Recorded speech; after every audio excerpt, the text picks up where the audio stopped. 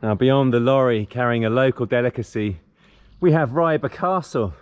Tony, top cat. Top of the morning to you, Tony. Virtual fist pump.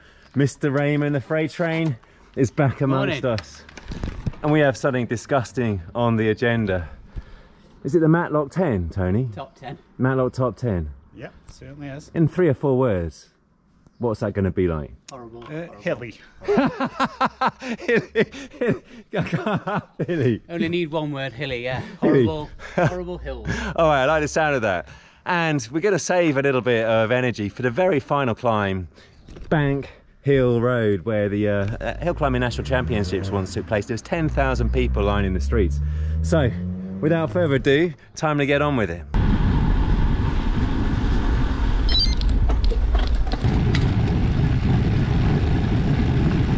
How long is this climb? Time? Yeah, roughly. 8 minutes. Okay. Having warmed up on the iconic but perpendicular Bank Road, more of that to come at full gas towards the end of this video, it was time to embark on a climbing party in the peaks, in search of an architectural icon perched atop Ryber Hill, with official 100 climbs telling us to traverse 1.7 kilometres averaging 9% gradient. I must confess that following the previous day out with Phil and David on Winnet's Pass and Burbage Moor, check out the video Perfect Peaks, it was a beautiful day out. I've been more than a little jaded and had neglected my pre-ride homework in favour of some R&R with Jane, so I'd only glance at the parcours for today, which to say the least looked a little bit prickly.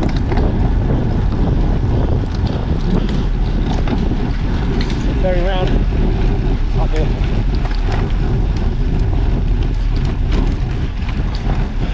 You'll see in a moment that had I been the model student, I'd have known to take greater heed of Tony's warning that the final third, 600 metres, is steep, albeit Tony had failed to use the adverb proper, and I mean 15 to 30% flavoured proper, steep. Nonetheless, I should have taken his cue and been a little bit less exuberant on the pedals, certainly at this point in the climb.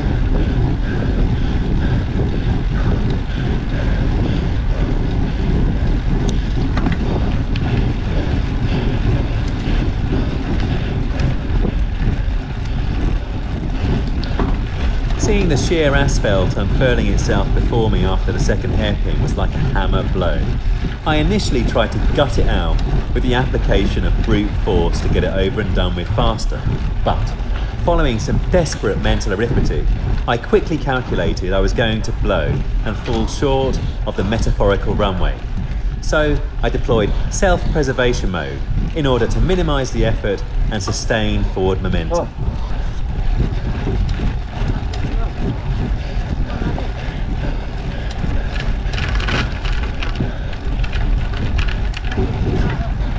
The level of concern was as high as my heart rate, remaining at DEFCON 1 until at last the sanctuary of the single-digit inclines arrived. Averaged here 320 watts normalised power for 7 minutes. Much of the time was spent in the final third of the climb, and that's what did the damage. And for sure, there'll be a tab to cover for some kilometres to come.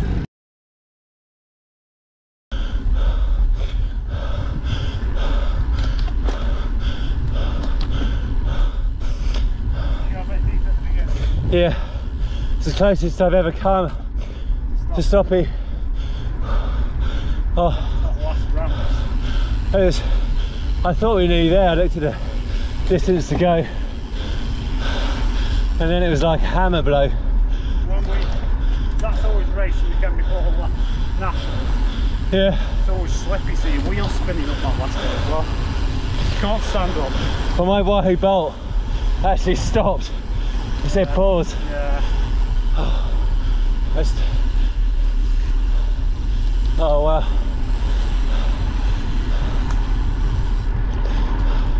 You know, we race that in the morning and race bank in the afternoon.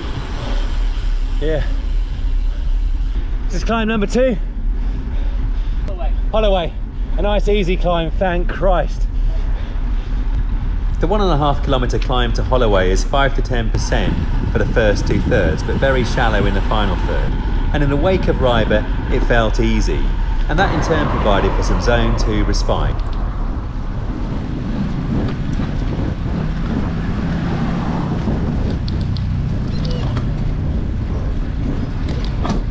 Spirits were rising as we ascended New Road en route to Alderwolsey. The climb is 3.3 kilometres averaging 5.5%, and I was once again deploying mid-tempo. We completed it in 12 minutes, averaging 246 watts. And you can also see that David is a gentleman amongst gentlemen, and he shepherded me like a precious cargo all the way to the summit. Alright, Phil? Yeah, I'm alright, yeah. It's going to be a big challenge today. Plenty of nice views though.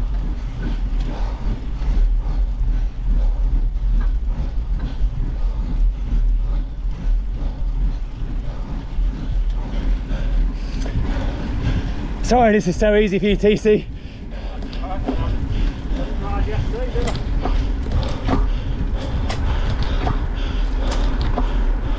Get me into balls in as well. Yeah, you get him in, do what you need to do. Oh. Tony's also a gent, and he's known as Top Cat on the UK hill climbing scene. He's about my age, but on the climb is a very different proposition, with feline reflexes combined with the acceleration and speed of a cheetah. TC wasn't so much shepherding me as hitting his pyramid interval training session during our little excursion. I kid you not.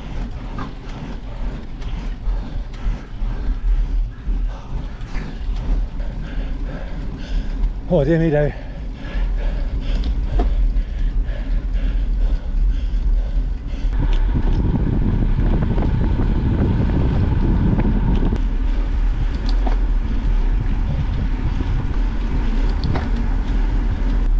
The climb from Wirksworth is 1.6 kilometres average gradient, 6.5%, but it's very steep for the first 3/5, yes, a very precise 3/5, and then very shallow.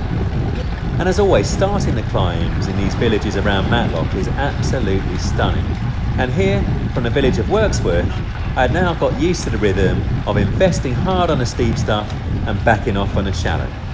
Overall, we hit this climb at threshold and VO2 max for the first 3/5, and then easy on the final part. Average 253 watts, taking it down in 6 minutes. I've never done that. 4 climbs down. Bonsall next, I think we do. The first was emotional, but I've now rebooted. As long as I don't try and chase TC.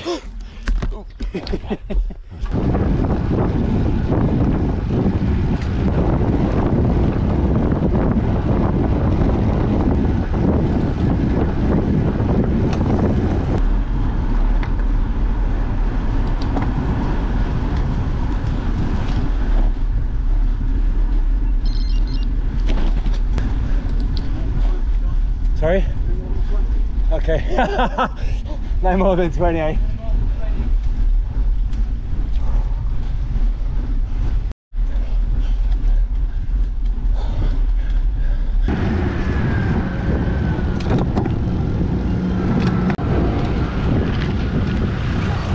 Massey Ferguson action. The climb to Bonsall is 2.8 kilometres with a very innocuous looking average gradient of 3.3%, but once again it has a sting in its tail with a couple of very steep ramps. So with the carbs flowing freely, I was in the moment and riding the hills very much better, investing VO2 max on the Daddy Bear inclines, threshold on the Mummy Bear gradients, and zone 2 on the Baby Bear shallows. It was a massive pleasure to cruise through the villages and take in the scenery. This climb was dispatched in 10 minutes 24 seconds, averaging 254 watts.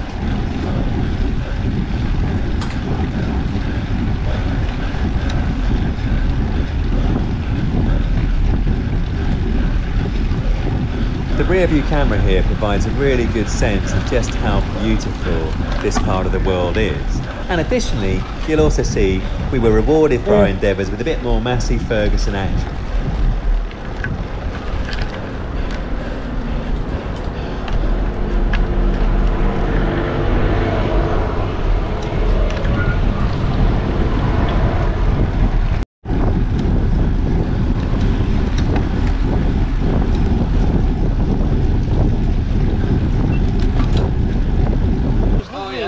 They're coming up that hill. I could have done that all day long. Yeah, I just Take it. Right. Cheers, chap.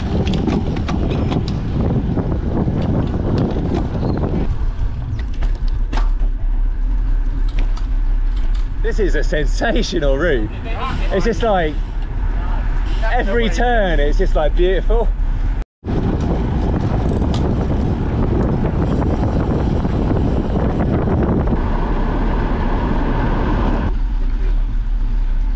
Is it a steep one?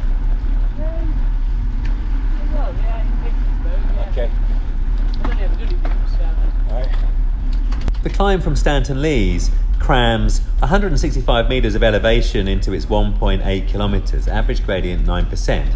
This was a tough proposition, and with an increasing sense of urgency, we headed upwards in search of Peak District vistas that have no intention of seeing themselves.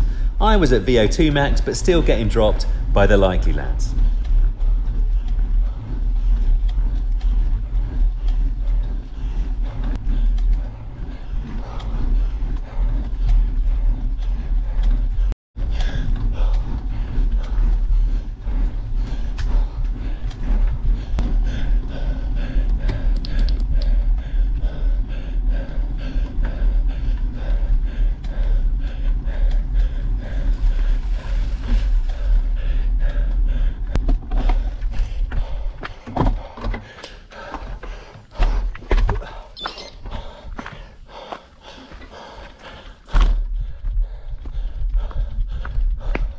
Unusual.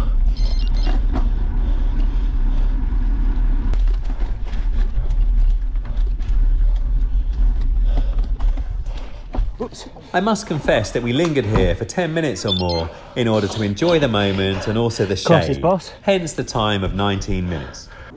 So Derbyshire, views on views. Wow. You see us here ascending Stanton in Peak, 1.2 kilometres, average gradient 9% at 283 watts. Keep going, alright. With my nervous system now well and truly fired up, my body was enjoying playing the game. However, I'm glad I was not aware of what was to come here, because to the uninitiated Londoner, the shade of the trees ahead looked, well, shall we say, very enticing. But lurking in Rowsley Wood and out of sight was something not very pleasant at all.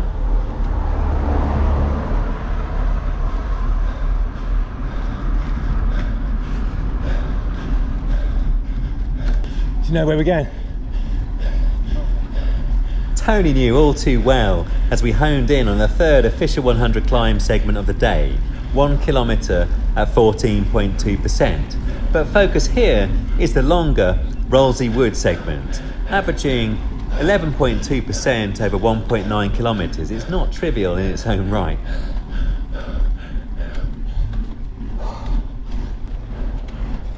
And once again I found myself teetering on the edge, doing the bare minimum to keep moving forward, conserving as much energy as possible and trusting that things would eventually get easier. Needless to say, TC was springing up Rowsley like a newborn lamb.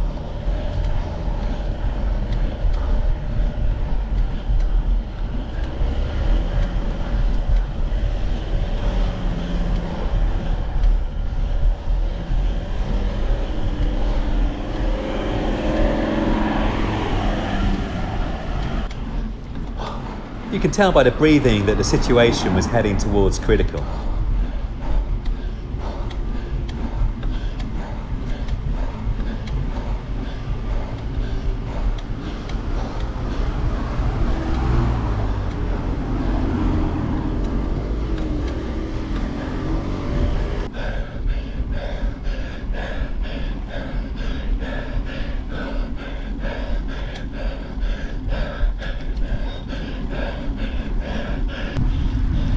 Is it more steep?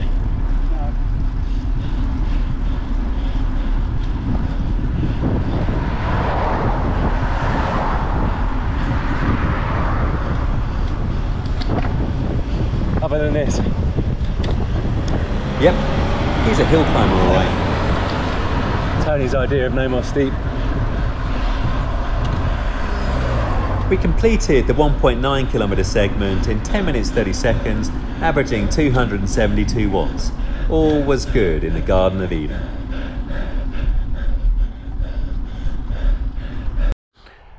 To say it's hot now would be an understatement. Tony, That's a nice climb. What was that one called? Rowsley Bar. Rowsley Bar. Loved the S-bends. Yeah. Emotional, but really exhilarating to, you know, get over them. And once again, your power is just super impressive. And I know you're not even opening up the taps fully. Let's go for the second round. Come on. there's not going to be a second lap. Here he is, following the mechanical. You're right. Skipping now. Oh. A bit of TLC is going on with the Giant.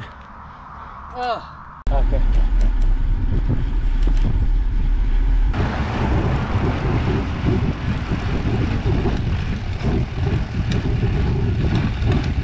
The Sidnote climb is 2.6 kilometres, average gradient 7.1%. And nonchalantly, David provided me with welcome news. Flattens out in the middle after this first bit and then goes again. Okay.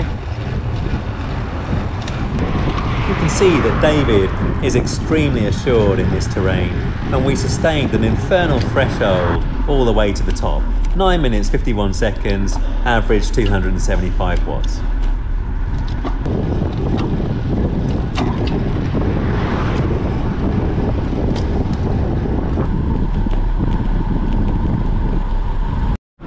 The final climb, David, what is it? Bank Road. Bank Road. And look who we found along the way. Hello. I'm not doing it. He was going to do it, but there's extraneous circumstances that mean there is going to be a come-off There is. at a segment that's mutually acceptable between Yeah, these two you gentlemen. Tony, you may even partake as well. Show him how it's I'll done. have someone that's going to beat us to it as well. Let one of them win, and then Tony goes and takes And then it. he just goes, morning, you're right. But to the viewers, we've already been up it for the warm-up. It is warm-up, yes. That's how they warm up in the Peak District. It is disgusting. It goes on and on and on. So the level of concern is at a peak.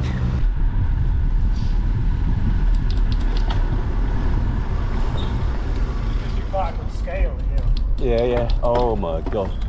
Yep. Whoa. Until he's standing, I look up and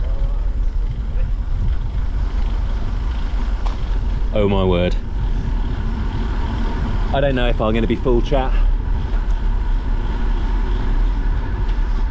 We lingered a little bit long in Matlock chatting to Chris. He'd just managed 100 kilometres an hour down one of the local climbs.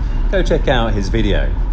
So here's my time and data around the top 10 Matlock, including our warm-up ascent of Bank Road. 238 watts normalised power over 2 hours 43 minutes felt a hell of a lot harder than it looks on paper, albeit we did also stop a couple of times to take in the views on views. Bank Road is 1 kilometre with average gradient 9.2%, and it is an incredible urban setting for a hill climb, more imposing than my own favourite of Swains Lane in London. And notwithstanding the heat, I did decide to go as hard as I possibly could, needing to do justice to the day. Bank Road is straight as a ramrod and steep, and it gets progressively steeper. It looks like a wall, and this all adds to the intimidation. Top Cat has climbed it many times competitively, and you can see here, he flew past me like I was going backwards. He was shipping time versus his personal best, by the way. Now Tony's a hill climbing purist, so he cut the official 100 climb segment short at the point where the hill climb championship segment ends, up there on the left.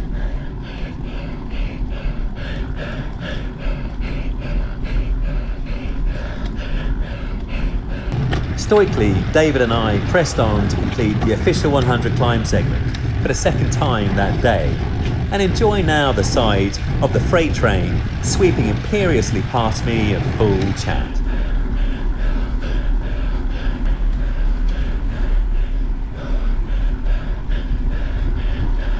In the knowledge that this was the last effort of the day, I drained the tank and ended on a high, signing off the 11th climb of the day in 4 minutes 48 seconds with normalised power of 316.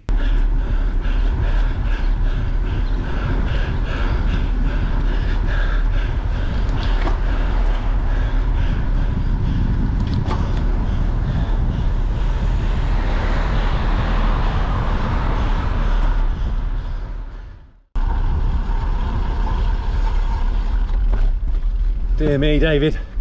Withered. Oh gosh. call you pick 'em. That was solid, my friend, that was. Tony, it's been a real pleasure to see you for a bit longer this time than when we were at the struggle. It was nice to have my legs ripped off by him, but I mean, yeah, a little training ride for you, doing your efforts and intervals. For me, not a training ride, proper difficult. Real pleasure. I know you're building up for the hill climb season. Looking forward to seeing how you do there, and looking forward actually also to seeing you in 2022 for the 3 days of Yorkshire. Yep. Take care, Tony. See you later. Good luck with the season. David. Boy, oh boy, was that a tough old day today. Fair share. Thoroughly enjoyed it, thoroughly enjoyed it. Didn't. Thank you ever so much. No problem, my friend. I am beyond grateful I'm beyond for you, grateful for coming. well, It's for the nice, time you spent to plan all of this, the routes and all that kind of stuff, the time out of your weekend. It's been sensational. I am beyond grateful. I've had a You're massively enjoyable time. Thank you, No David. problem at all. It's been No, it means a lot to me. And perfect weather. even though you ripped my legs off. Beyond perfect weather. I've got another 19 miles now to do. This is his manner. Yeah, he's got another 19 miles. Ride safely. Take care. Thank you very much. See you soon. See you later, Phil. Well, you see before you one extraordinarily tired individual, but Nick Siddle has been on hand previously in the comments to give me a top tip for the antidote to the tired climber. A variation from M&S on the Ice Spice bun it is. The Lemon Twist Sultana Danish. The taste test. Try one then. Nick. Top tip. This is a proper little slice of England, isn't it?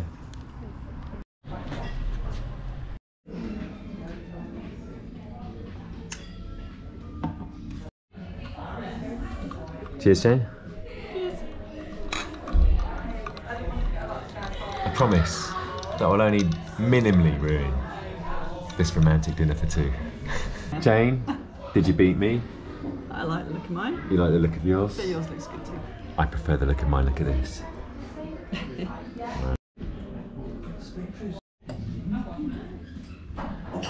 Deja vu, but this is my third dessert of the day.